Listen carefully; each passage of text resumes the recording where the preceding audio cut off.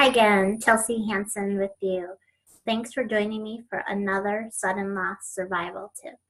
Today we are going to be talking about misinformation and some of the comments you'll hear from other people and how to deal with those comments.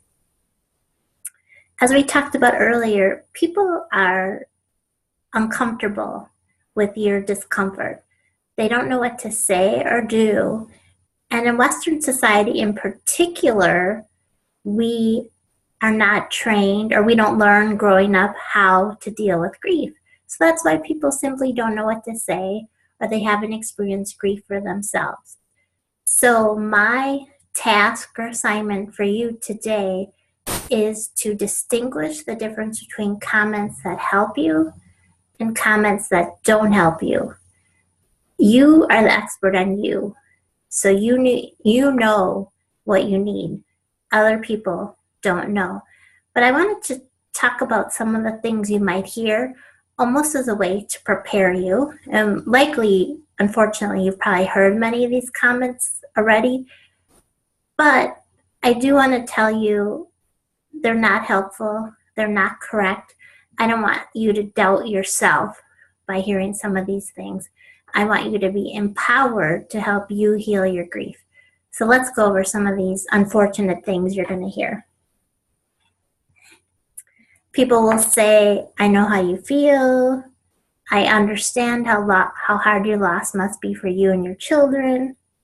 Let me tell you how my friend handled a similar situation. Oh, and my dog died. I know how you feel.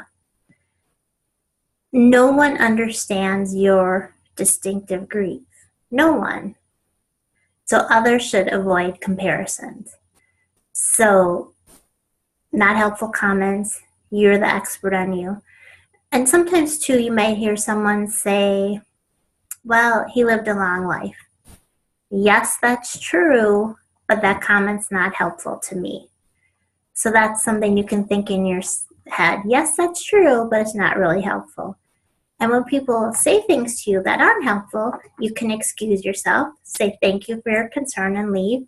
Or you can actually educate them if you're up to the task in that moment by saying, yeah, that's true, but it's not really helpful for me today and how I'm feeling. So it's up to you how you'd like to respond, but I just wanted to educate you that it's your choice. These are the things you're going to hear. Don't fall prey to them, is what I'm trying to say. You might hear people say, you are young, you can remarry. Be glad you have 2 other healthy children. Oh, you can still have another child. People need to understand there is no replacement for your person you love who died. The physical absence of your loved one is unique and, again, irreplaceable. You might hear cliches. Time heals everything. Keep your chin up. You'll never be given more than you can handle. But unfortunately, these cliches, they don't affect the length, depth, and intensity of your unique mourning experience. You might hear statements that begin with at least, and these do not acknowledge your despair, your anguish. So this might be it. At least you can travel now that you aren't caring for him anymore. At least you didn't suffer. At least you didn't have any children. At least this, at least that. People are trying to make you feel better. But anytime you hear something with at least, you can probably disregard what's going to come after that statement. Others should not assume the death is a blessing in any way. You would love your loved one to still be with you. You might hear, he's in a better place, it's God's will. No, that's not helpful to you. Also, you might hear, he lived a long, full life. At least he's not in pain anymore. Be thankful you had him so long. Others should not assume your sorrow is any less because of the length of the person's life. Again, you most likely wanted your person to live a longer, healthier life. Others should not compare the types of loss. These needless judgments can minimize your grief. You might hear the death of a child is the worst type of loss. You've lost only one family member. I've lost 3. The death of a spouse, that's more difficult than the death of a parent. But you get to explore and think about how you feel right now.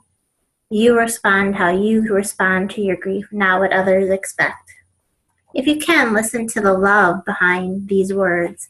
And if you can't, shelter yourself and excuse yourself from the conversation. So that's my grief healing tip for you today, just to be aware of these comments that you're going to hear. Think about how you might respond. And that'll maybe help you so you're not so caught off guard when you receive these difficult comments. Yeah, so thanks for tuning in today. If I can help you further, you can reach me at info@chelseahanson.com.